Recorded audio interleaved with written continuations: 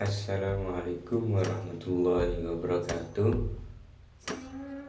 Kali ini saya akan menyampaikan beberapa materi yang sudah saya resum pada PPAK hari pertama.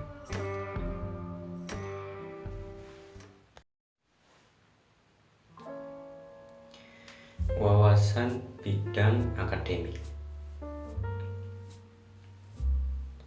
Seperti yang dikatakan oleh Wakil Rektor Bidang Akademik Profesor Dr.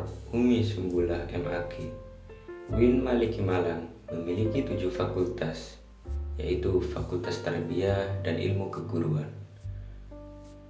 Fakultas Syariah, Fakultas Ekonomi, Fakultas Psikologi, Fakultas Sains dan Teknologi, Fakultas Humaniora, dan juga ada Fakultas Kedokteran dan Ilmu Kesehatan. Serta ada Pasca Sarjana dengan 15 prodi. Sehingga semua program studi yang ada di UIN Malang, baik level S1 atau S2 maupun S3, ada 46. UIN Malang saat ini sudah dalam tahap internasional. Oleh karena itu, program-program yang mendukung upaya-upaya internasionalisasi universitas selalu mendapatkan dukungan. Berdasarkan roadmap, kampus ini berada dalam tahap international recognition dan international reputation. Jadi pada tahap pengakuan internasional dan reputasi internasional.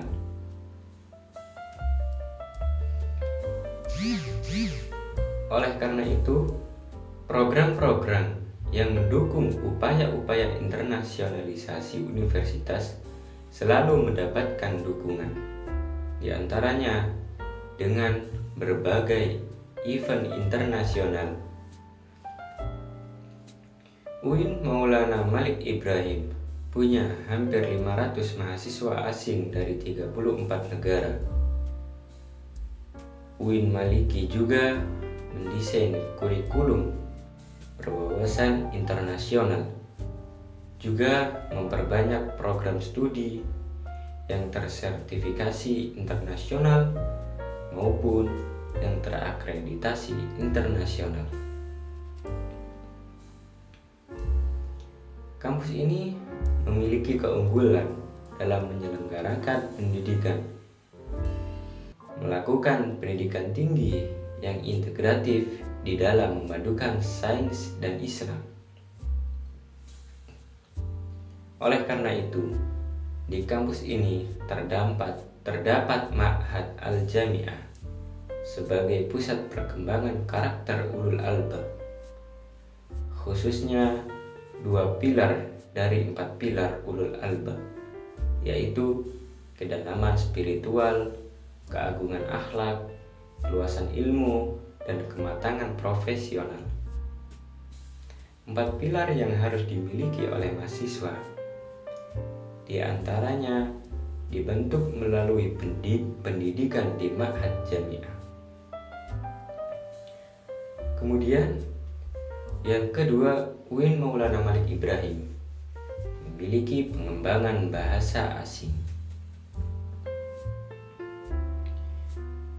seperti pengembangan bahasa Arab, bahasa Inggris, bahasa Mandarin, dan lain-lain. Kemudian yang ketiga, UIN Maulana Malik Ibrahim memiliki rumah tahfidz Quran atau yang biasa disebut HTQ atau Hay'atut Tahfidzul Quran, mewadahi mahasiswa yang ingin atau melanjutkan hafalan Qurannya. Kemudian yang keempat, UIN Maliki memiliki rumah moderasi beragama yang akan mendidik kita semua menjadi generasi dan mahasiswa yang unggul, moderat, toleran, dan menjunjung prinsip keragaman, memiliki jati diri keislaman yang kuat, cinta budaya, serta mampu menempatkan diri di tengah-tengah atau moderat. Kemudian ada lagi perpustakaan yang bisa diakses oleh mahasiswa untuk mengembangkan ilmu, dan juga masih banyak lagi sarana-sarana yang mendukung atmosfer akademik di UIN Maliki. Terima kasih.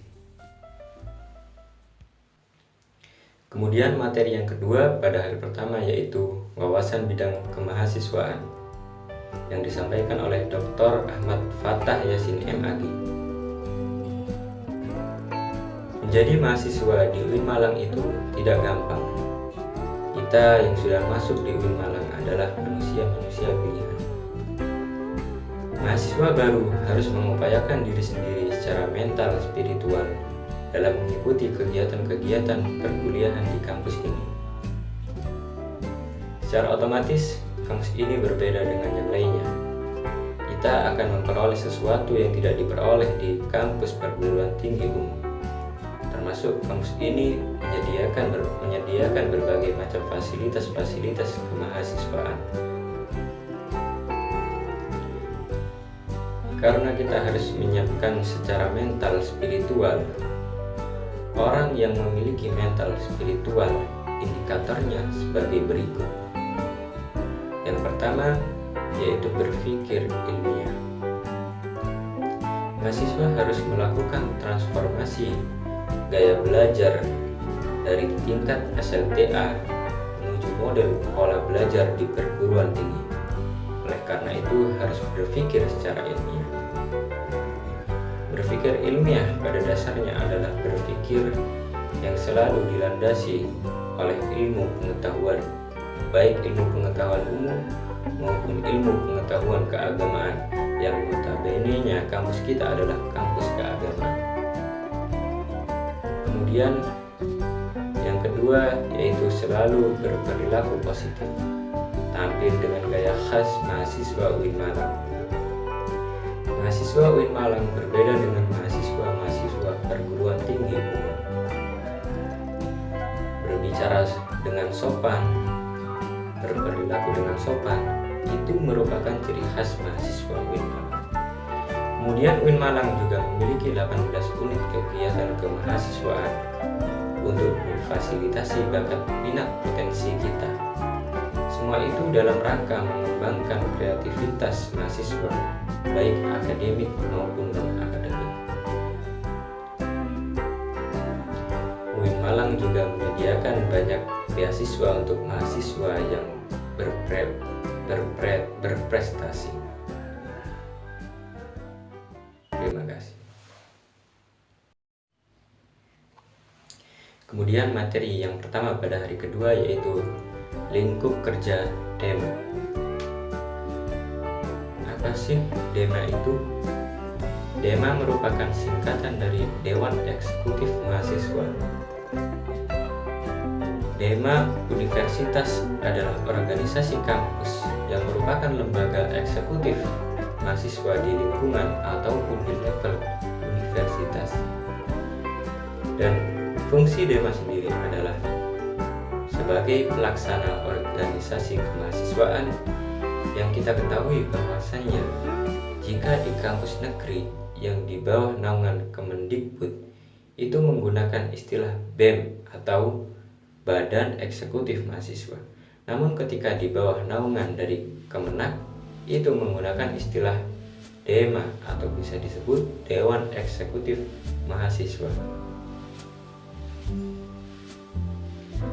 Karena itu telah diatur juga dalam SK Dirjen 4961 dijelaskan bahwasannya Dewan Eksekutif Mahasiswa dan Sivitas adalah memiliki fungsi yang sama, yaitu sebagai pelaksana program organisasi kemahasiswaan. Kemudian yang kedua, sebagai lembaga yang akan mengkoordinasikan dan menginstruksi pelaksanaan kegiatan kemahasiswaan di tingkat universitas. Kemudian tugas Dema sendiri adalah yang pertama, melaksanakan program kerja organisasi yang sudah disepakati Senat Mahasiswa atau SEMA Universitas. Kemudian yang kedua, mengkomunikasikan dan menginformasikan kegiatan kemahasiswaan di tingkat universitas. Kemudian yang ketiga, melaksanakan koordinasi dan sinkronisasi kegiatan kemahasiswaan. Terima kasih.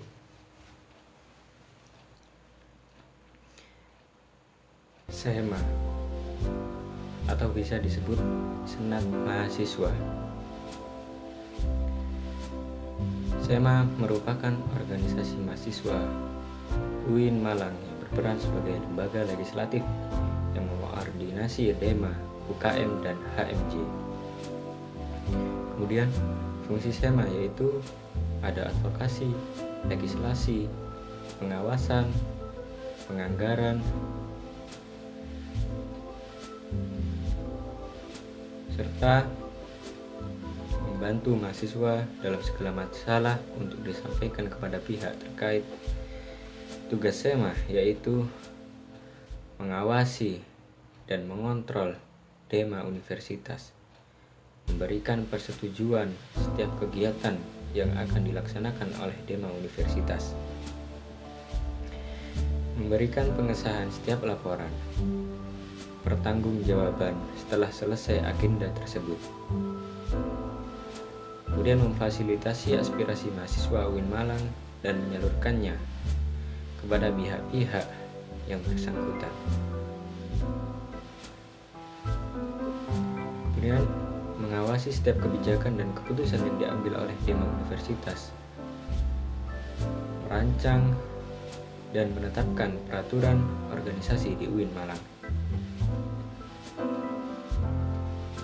mengesahkan peraturan DEMA Universitas, menjadi mitra kerja DEMA Universitas dalam melaksanakan kebijakan organisasi kemahasiswaan.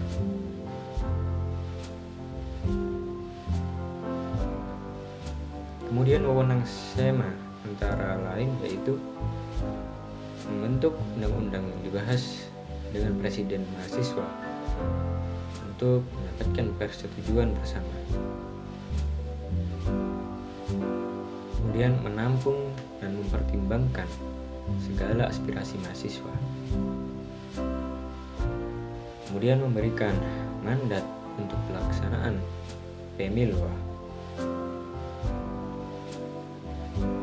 Kemudian mengawasi pelaksanaan hasil-hasil sidang SEMA Universitas. Kemudian mengawasi pelaksanaan program kerja dan kebijakan DEMA Universitas. Turut andil dalam mengkaji permasalahan yang timbul di dalam negara dan di tingkat universitas.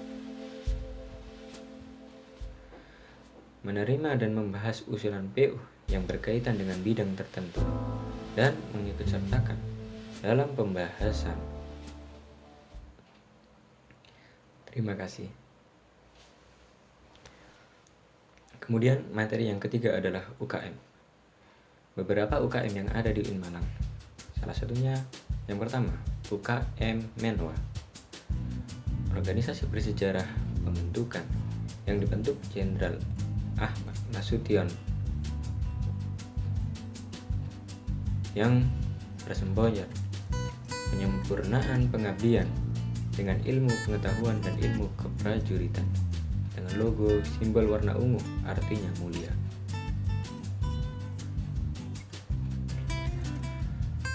Kemudian fungsi resimen mahasiswa itu mewujudkan sikap bela negara di ranah mahasiswa, menciptakan kondusivitas kehidupan mahasiswa, dan lain-lain.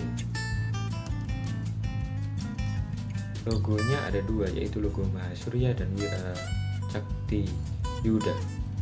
Arti lambang Wira Cakti Yuda yaitu 811, yaitu 8 Kodam Brawijaya dan 11 urutan resimen mahasiswa sejati. Wira Cakti Yuda bermakna prajurit atau pemimpin yang sakti. Tugasnya antara lain membantu TNI, Polri, dan juga Rektor. Kemudian ada juga latihannya seperti lempar pisau, menembak, dan bela diri. Kemudian yang kedua yaitu UKM SR atau bisa disebut seni religius, yaitu lembaga otonom yang memiliki jalur koordinatif yang bergerak dalam bidang seni Islami. Kemudian tujuan UKM ini adalah membentuk kader Islami yang beriman dan taat kepada Allah Subhanahu wa taala dan memiliki jiwa pemimpin yang agamis, kritis, dinamis, kreatif, inovatif, serta menjunjung tinggi True Dharma perguruan tinggi. Kemudian ada divisi-divisinya, antara lain kaligrafi, qiraah, MC, qasidah, nasyid, sholawat, dan gamus. Kemudian yang ketiga yaitu UKM teater. UKM teater sudah berumur 35 tahun. Terdapat bidang seni musik, tari, sastra, aktor, dan lain-lain. Terima kasih. Kebangkitan bangsa menuju Indonesia tangguh. Sekarang kita berada di era digital 4.0 dan akan menuju 5.0, yaitu seperti memakai hologram. Kata pepatah, siapa yang ingin memajukan dunia, dia harus pandai IT. Barang siapa yang tidak bisa menjadi mahir dalam IT, maka akan menjadi budak dunia. 3 kekuatan pengubah dunia adalah kemajuan teknologi, agama, pasar.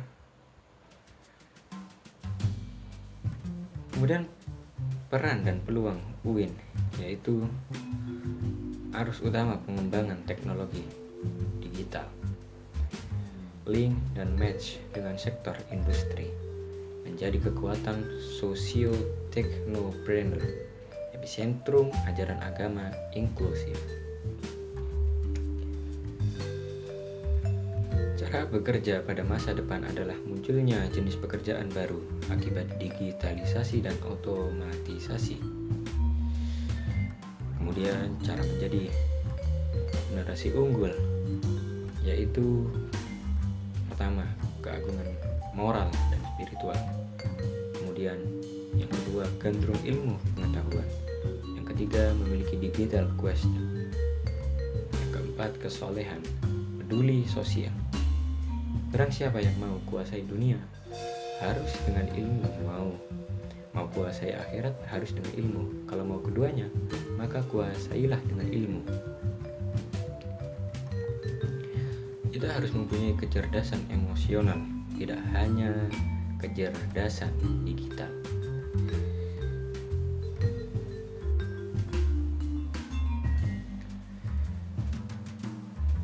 Label kontemporer adalah Islam moderat dan Islam Nusantara. Apa itu moderasi dalam Islam? Definisi moderasi secara etimologi yaitu wasatiyah, berarti jalan tengah, middle path, posisi tengah, berkeadilan. Yang secara terminologis, pemahaman praktek keagamaan yang menjunjung tinggi kesetaraan, keberagaman, toleransi dengan berpijak pada prinsip tawazun antara risiko atau logika, teks serta konteks. Dasar teologis yaitu Al-Quran surat Al-Baqarah ayat 143, beberapa hadis dalam Sahih Bukhari. Kenapa moderasi penting di Indonesia? Karakter Islam sebagai agama rahmatan lil alamin yang menjunjung tinggi keadaban Islam dan harmoni inter dan antar pemeluk agama. Historitas Islam di Indonesia. Karakter masyarakat Indonesia yang lekat dengan kesantunan dan harmoni. Ideologi bangsa Pancasila dan moto Bhinneka Tunggal Ika.